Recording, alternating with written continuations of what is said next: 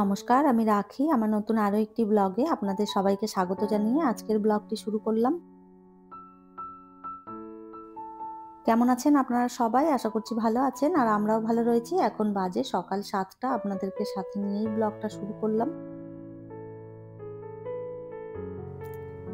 আজকের ওয়েদারটা দেখুন, ভীষণ সুন্দর একটা ওয়েদার করেছে। মিষ্টি একটা রোদ রয়েছে, তার সাথে রয়েছে হালকা, হালকা হাওয়া।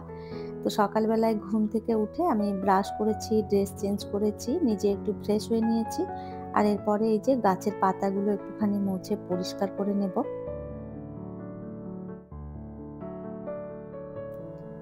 এই গাছের পাতাটার উপরে না ভীষণ ধুলো পড়েছে, আর গাছটা তো জল দিয়ে ধোয়া যাবে না, কেননা মাটিতে লাগানো রয়েছে। জলে লাগানো থাকলে আমি নিয়ে গিয়ে জল দিয়ে ধুয়ে দিতাম ভালো করে। তো এটা যদি এখন ধুতে যাই তাহলে পুরো চারদিকে মাটি ছড়িয়ে পড়বে, তাতে আবার আমার বেশি খাটনি হয়ে যাবে, তখন আবার এক্সট্রা অনেক কাজ করতে হবে। সকালে ঘুম থেকে ওঠার পরে আর কোনো কাজকর্ম করতে একদমই আমার ইচ্ছে হয় না। আর এই ছোট, ছোট কাজকর্মগুলো এইগুলো করলে বেশ সময়টা কেটে যায়। তো ওই জন্যে এই গাছের পাতাগুলো সুন্দরভাবে একদম ভিজে রুমাল দিয়ে মুছে দিলাম। তো এতে করে না সুন্দরভাবে গাছটা পরিষ্কার হয়ে গেছে। তো যাই হোক, কয়েকটা কাপড় জামা বেলকনিতে রয়েছে, এইগুলো এরপরে তুলে নেব। কালকে যেগুলো আরকি শুকোতে দিয়েছিলাম একটু ভিজে ছিল, সেইজন্য আমি আর তুলিনি। সারারাত এখানেই ছিল, আর এখন এই যে চলে এসেছি বেলকনিতে, কাপড়গুলো সমস্তটা সরিয়ে নেব।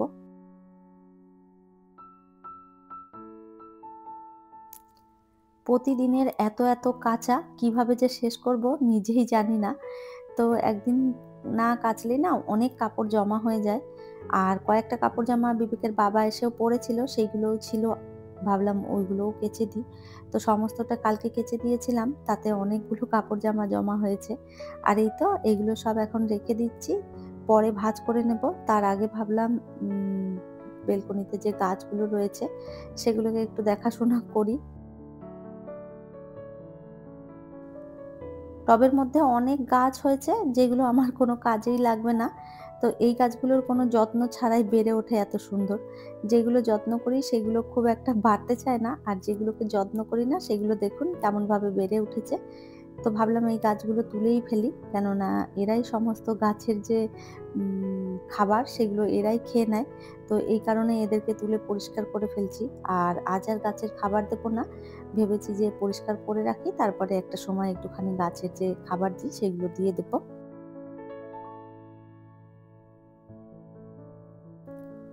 বিবেকের স্কুল রয়েছে, ওর পরীক্ষাও রয়েছে। তো ওইদিকে ম্যাম এসেছে, বিবেক পড়তে বসেছে। আর আমি ততক্ষণে এইদিকে টুকটাক কাজকর্মগুলো সেরে ফেলি। তারপরে যাব ওকে আরকি স্কুলের রেডি করে দিতে। স্কুলের রেডি করে দেব, টিফিন গুছিয়ে দেব। তারপরে আবার স্কুলের কি খেয়ে যাবে সেটাও গুছিয়ে দিতে হবে। তো কোনোদিন বায়না থাকে ভাত খেয়ে যেতে চায় না। কোনোদিন বায়না থাকে এটা ওটা। তো এখন কি বায়না করবে জানি না। তো সেইজন্য খাবার করিনি। ভাবলাম এইগুলো একটুখানি গুছিয়ে রাখি। যতটা কাজ গুছিয়ে রাখা যায় ততটাই এগিয়ে থাকবে।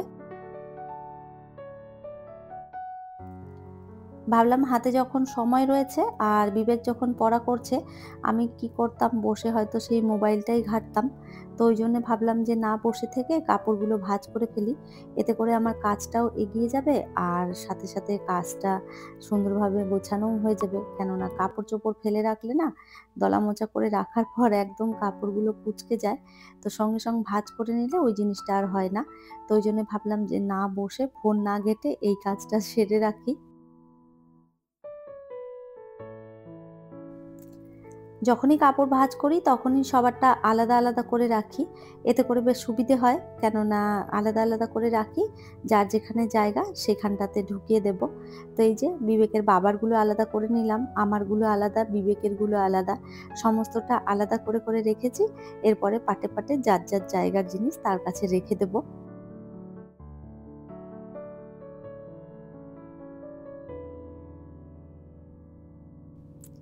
আর এই তো সুন্দরভাবে কাপড়গুলো ভাঁজ করে নিয়েছি। তাহলে চলুন এবার জায়গা মতন কাপড়গুলো রেখে দিই। তো এই যে বসে না থেকে কাজগুলো করে ফেলেছি, সেইজন্য অনেকটা কাজ আমার এগিয়ে গেল। বিবেকের কাপড়গুলো সবসময় আমি আলাদা একটা জায়গাতে রাখি। কেননা ও হচ্ছে কাপড় নেওয়ার সময় না সমস্তটা ঘেঁটে ফেলে। তো ওর কাপড়ের মধ্যে যদি অন্য কারোর কাপড় থাকে সেটা আর ঠিক থাকে না, এলোমেলো হয়ে যায়।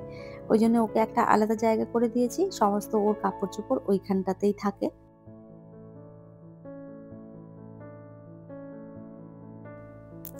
আর এই তো আমরা চলে এসেছি নিচে, বিবেককে বাসে তুলে দিয়ে তারপরে উপরে যাব। সমস্ত কাজ বাজ গুছিয়ে নিয়ে তারপরে এই যে নিচে চলে এসেছি, বিবেককে খাবার খাইয়ে দিয়েছি, রেডি করে দিয়েছি। আর এরপরে ওকে বাসে তুলে দিয়ে তারপরে আমার নিশ্চিন্ত।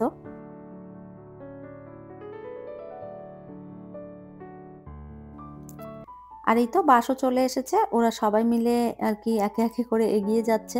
আজকে বাসটা একটুখানি এগিয়ে দাঁড়িয়েছে, কেননা এদিকটাতে একটা লরি দাঁড়িয়েছিল, যার কারণে বাসটা একটুখানি এগিয়ে গেছে।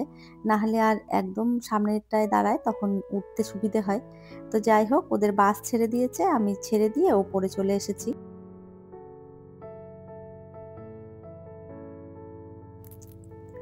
বিবেক চলে গেছে আর এরপরে আমি এসে সমস্তটা কেটে রেডি করে নিয়েছি।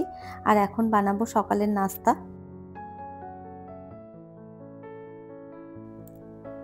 বিবেককে করে দিয়েছিলাম ডিম টোস্ট, ও খেয়ে চলে গেছে। আর আমি এখন বানাবো চিড়ের পোহা। তো সকালবেলায় ওই ধরনের খাবারগুলো আমি খাই না, আমি তো একটুখানি নিজের মতন করে খাবার বানিয়ে খাই, কেননা সকালবেলায় ঘুম থেকে উঠে ওই ব্রেড টোস্ট আমার একদম ভালো লাগে না। তো আমি নিজের জন্য বানাবো হচ্ছে পোহা। তো সমস্তটা একদম কেটে নিয়েছি আর এইদিকে চিড়েটাও ভালো করে ধুয়ে নিচ্ছি।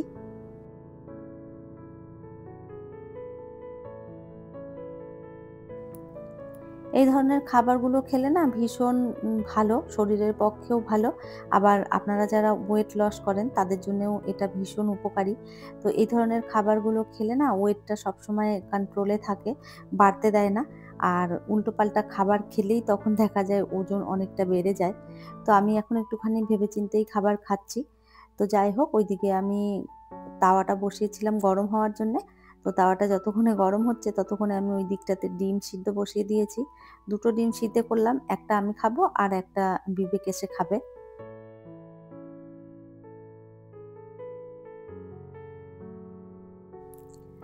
সমস্ত সবজিগুলো কেটে নিয়েছিলাম। পেঁয়াজ, টমেটো, ক্যাপসিকাম, তারপরে রয়েছে গাজর, সমস্তটা একদম কেটে নিয়ে তারপরে এই যে ভালো করে ভেজে নিচ্ছি।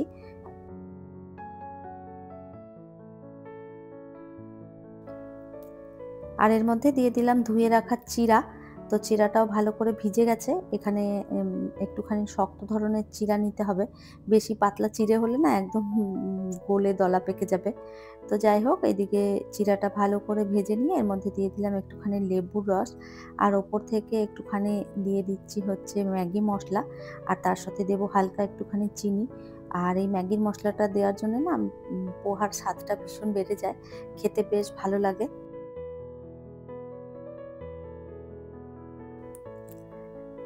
আর এই তো খাবার হয়ে গেছে আমার কমপ্লিট। ওইদিকে ডিমটাও সিদ্ধ হয়ে গেছে। তো একটুখানি বেশিই হয়ে গেছে পোহাটা। তো যাই হোক, এখানে রেখে দিচ্ছি। আমি বিকেলবেলায় খেয়ে নেবো। আর বিবেক যদি স্কুল থেকে এসে খায় তো খাবে।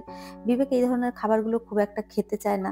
পোহা, উপমা এই ধরনের খাবারগুলো ওর একদম পছন্দ নয়। কয়েকটা মৌসুম্বি লেবু আনা হয়েছিল, তো সবগুলোই খাওয়া হয়ে গেছে। আর এই একটা মৌসুম্বি পড়েছিল। তো এইটা একটুখানি কাঁচা, কাঁচা ধরনের ছিল।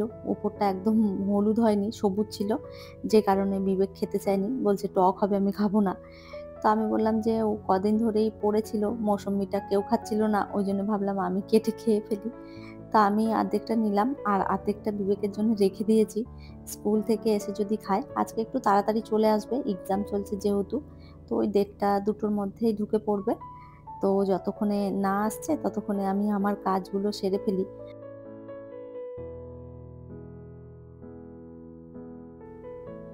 আপনাদের সাথে গল্প করতে, করতে আমার সমস্তটা গোছানো হয়ে গেছে। ডিম সিদ্ধ করে নিয়েছি, ওইদিকে আমি পোহাটাও বানিয়ে নিয়েছি। সাথে একটা মৌসুম্বি লেবুও কেটে নিয়েছি। তো সমস্তটা গুছিয়ে নিয়ে আর এই যে প্লেটটা সাজিয়ে নিলাম। আর এরকম সাজিয়ে গুছিয়ে খেতে কার, কার ভালো লাগে কমেন্ট করে জানাতে পারেন।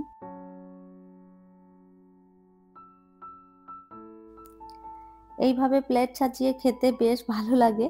মনেরও যেমন শান্তি হয় আর এরকম খাবার সুন্দর সাজানো দেখে চোখেরও একটা আলাদা শান্তি আসে। তো যাই হোক, খাবারের প্লেট নিয়ে চলে এলাম আমার ফেভারিট জায়গায়। এখানে বসে বসেই ব্রেকফাস্ট করে নেব।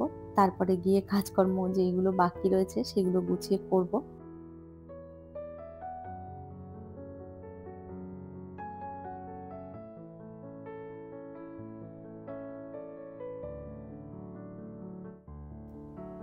সকালবেলায় বিবেককে স্কুলে ছাড়তে গিয়েছিলাম, তখন সবজিবেলা এসছিল। তো ওই দাদার কাছ থেকে সমস্ত সবজিগুলো নিয়ে নিয়েছি। আর বেশ অনেকদিন পর আজ একটু লাউ ডাঁটা নিয়েছি। বহুদিন হয়ে গেছে জানেন তো লাউ ডাঁটা খাওয়া হয় না। তো লাউ শাকটা এত তাজা ছিল দেখে মনে হলো এটা নিয়েই যাই। কিছু একটা রান্না করব লাউ শাকটা দিয়ে। কি রান্না করি সেটা তো আপনাদের সঙ্গে শেয়ার করব। আর তার আগে আমি এই যে সবজিগুলো তুলে নিচ্ছি, এগুলো ভালো করে ধুয়ে নেব। কেননা অনেক নোংরা রয়েছে আজকে সবজিতে। আর যেহেতু একটা প্লাস্টিকের মধ্যে সমস্তটা মিশিয়ে নিয়ে এসেছি, তো যার কারণে আরও চারদিক বালি, বালি হয়ে গেছে। তো যাই হোক এইদিকে সমস্তটা গুছিয়ে নিচ্ছি।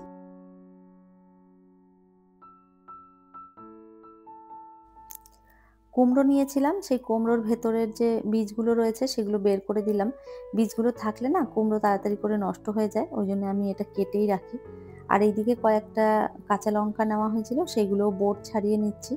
কাঁচা লঙ্কাও বোট ছাড়িয়ে রাখলে অনেক দিন পর্যন্ত ভালো থাকে।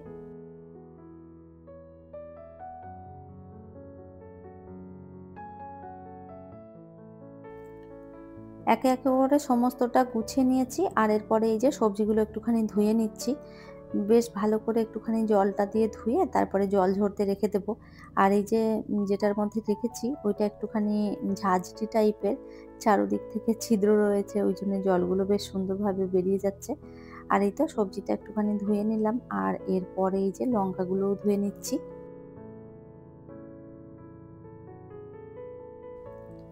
আমি খুব একটা সবজি ধুয়ে রাখি না, মাঝে মধ্যে সবজি ধুয়ে ফ্রিজে রাখি। সবজি ধুয়ে রাখলে যদি ভালো করে জলটা না শোকানো হয় না, তাহলে দেখা যায় সবজি পচে যায়।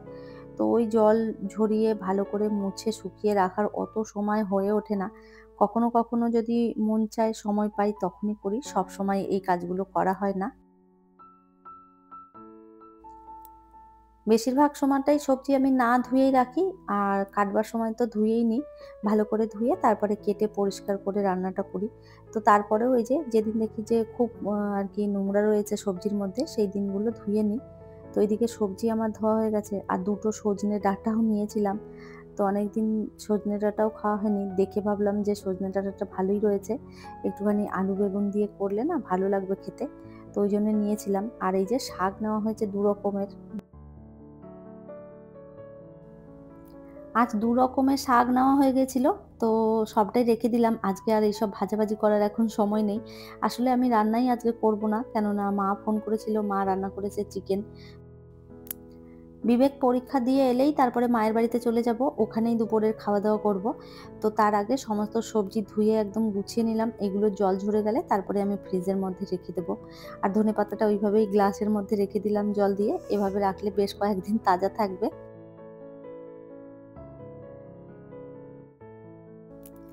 মেশিনে কয়েকটা কাপড় দিয়েছিলাম, সেগুলো সুন্দরভাবে কাচা হয়ে গেছে। এগুলো মিলে দিয়ে তারপরে যাব স্নান করতে।